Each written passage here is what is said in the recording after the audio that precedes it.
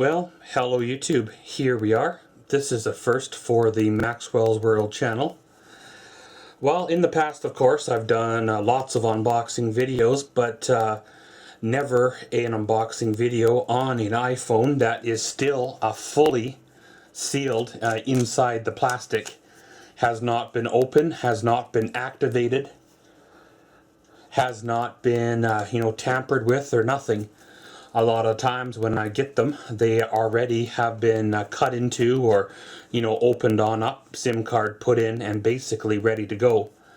Well, this one here, if you want to call it, is 100% authentic, true unboxing type of video. So, pretty much, guys, let's get at her, tear on into her, and, well, see what the rose gold iPhone 7 looks like. So, of course, taking a tour around the box, you have, of course, a nice iPhone, label on the one side, Apple label on the bottom side, iPhone on the other, and obviously Apple on this side here. On the back side, there is instructions in both English and French on what is included inside the box. The carrier, like, 3G, 4G, stuff like that, and all that other nonsense that really no one ever really reads or pays attention to. And of course, on the front you have a picture of the phone, what it's supposed to look like, the color and all that stuff as well. So let's peel her on back, get the plastic off. This one here is the moment of truth. There's no really return now.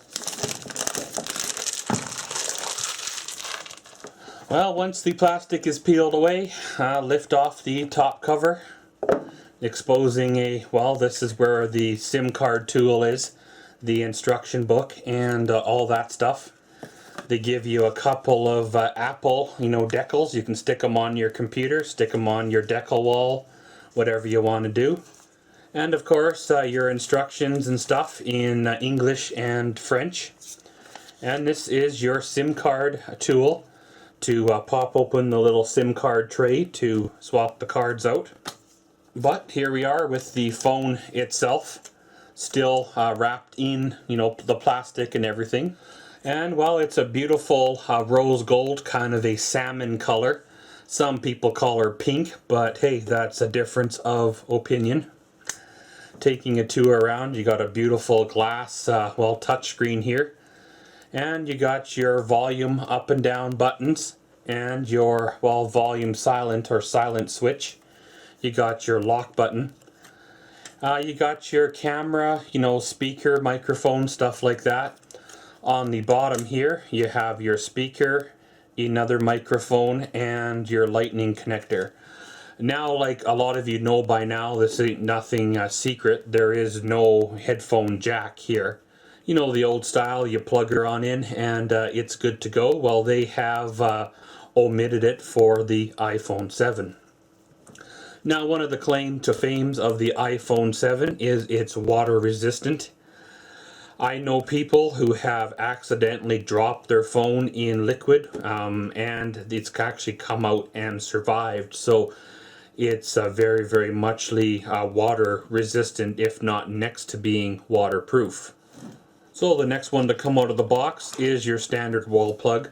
Now, of course, I'm in Canada here, so this is the prongs that we have, both US and Canada. If you're buying one, in Europe or anywhere else, they'd probably have your standard plugins for the standard prongs for your region. Now, these are the headphones here. They're not the fancy Bluetooth ones that people say they lose in 5 minutes. These are your standard ones that we've always used pretty much all along. However, with one exception, they have the lightning connector. Now, one thing nice about here is they actually include a lightning to the little 3.5 millimeter jack adapter on here. So if you do have a really, really good pair of headphones or earbuds or whatever from your previous phone, they're not really obsolete. You can still use them. As well as if you do get in your vehicle or a buddy's vehicle that's not equipped with Bluetooth, but it does have the auxiliary input jack, you can use the cable still to basically, use their stereo. Now, one of the drawbacks of using a lightning connector to you know, AV in for your audio and stuff is you can't charge and listen to music at the same time. That's one of the drawbacks. But pretty much, guys, that's kind of the way, the progress of the future. How are you supposed to waterproof a phone that's got a hole in it to allow water in? Next piece to come out is your charge sync cable. Of course, USB at one end and lightning connector at the other. Okay guys, so here we are with the specification portion of the iPhone unboxing video. Now, of course, the iPhone 7 has 3 storage capacities. They've actually omitted the 16 gigabytes, so the 32 now is the standard starter size. So again, it comes in 32, 128, and 256, which is a fairly decent, you know, size of a device, especially if you're going to be shooting video and taking a lot of photos with it. However, the Jet Black is exclusively available only in 128 gig and 256 gigabyte models. It has a Retina HD display, 4.7 inch LED backlit widescreen. Of course, that is diagonal. Multi-touch display with IPS technology. 1334 by 750 pixel resolution at 326 ppi. 14:1 contrast ratio, that's the typical ratio. That kind of means it probably varies a little. The size and weight is 133.3 millimeters, which transfers about to 5.44 inches. By 6.1 millimeters or 2.64 inches, 7.1 millimeters or 2.8 inches thick. Weight is 128 grams or 4.87. Now it's splash water and dust resistant. For those of you that wear a wristwatch, you know how it is water and dust and such resistant. They claim their phone is as well. Like I said there in the unboxing portion, I do know people that have tested this phone out or have accidentally dropped it in liquid and the phone has survived. Now it has a 12 megapixel wide angle and telephoto cameras, which is pretty sweet. Digital zoom up to 5 times, optical zoom at 2 times. It has 4K video recording at 30 frames per second. 1080p HD video recording at 30 frames per second or 60 frames per second. 720p HD video recording at 30 frames per second. Optical image stabilization for the video. Quad LED True Tone flash.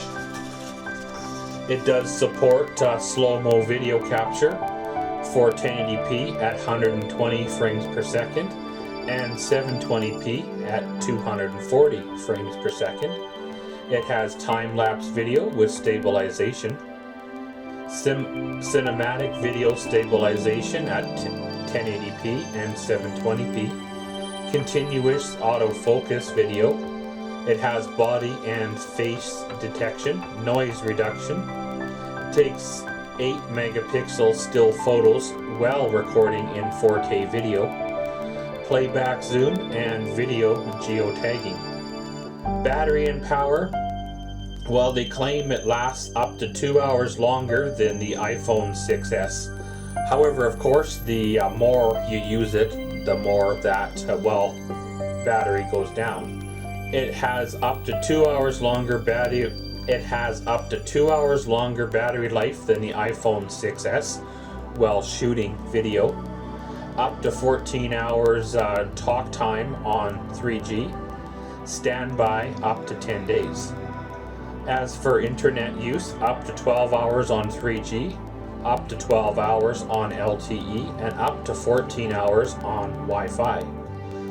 Wireless video playback is up to 13 hours. Wireless audio playback up to 40 hours. That is longer by 1 hour than the iPhone 6S. So if you guys have made it this far, time to peel off the plastic and power up the device. There you go, officially now. There you go, peeling off the plastic kind of means it's final. So of course, let's power on the device. You see the all familiar Apple logo. Now if you notice up here in the one corner, it tells you the battery life, which is about half. It says here in the other corner there is no SIM card. Now basically you press the home button to open. Again here it wants you to insert a SIM card to activate the phone. Now you remember the SIM card tool I showed you earlier. It's in your, well, collection of goodies. So if you haven't purchased a nano SIM card already, go to your old device, your old iPhone, and well, pop open the tray here. Take out your nano SIM. Try not to lose it. Go over to your new device, stick your SIM card tool in the little hole where the tray is, and pop open the tray. And once the tray is popped on open, stick your nano SIM in the tray, and then of course back in the phone. And once again, power up the device. Now I'm not 100% sure if you really need to turn the device off to put the SIM card in, but it just takes a second to power it on down, and well, keeps everything happy. Put the old SIM card tray back in the old device just to keep everything together. And again, choose the language that you wish to speak. Select your region. And of course, I'm in the Great North, that is called Canada. So of course, after you've chosen your language and such, it goes to here where you got to choose a network to run on. So you choose your Wi-Fi network, enter your password, and it goes to the next screen. So after you've correctly entered your Wi-Fi password, it says may take a few minutes to activate your phone. So after that it goes to location service screen. You can enable it or do it later. If you disable location services, some of the maps and apps may or may not work properly. Of course you have the Touch ID. This is where you set up your thumbprint or fingerprint at this time. If you want, hit continue and set her on up. If not, it says set up Touch ID later. Now it says here to create a password of your choosing. Now one thing nice, on the iPhone 7, it looks like there's a couple extra spots. You can do a 6-digit one if you want, or you can revert back to the code you knew from previous models by hitting the passcode options. And it says here you can do alphanumeric, custom numeric code, 6-digit numeric code, or don't add password. And it asks you to enter your code twice just to make sure. Do it, hit enter, and then it goes on to the next screen. Apps and data.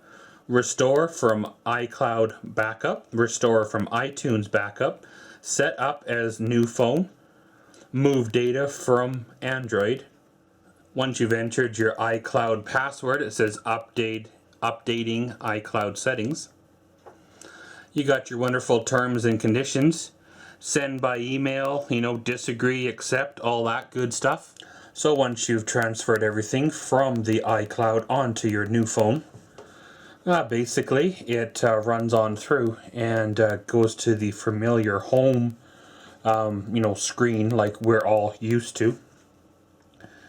You have your apps, pretty much you touch them and well, they open on up. There's some interesting new features here. One thing I do notice is the home button is different from the previous versions of the phone.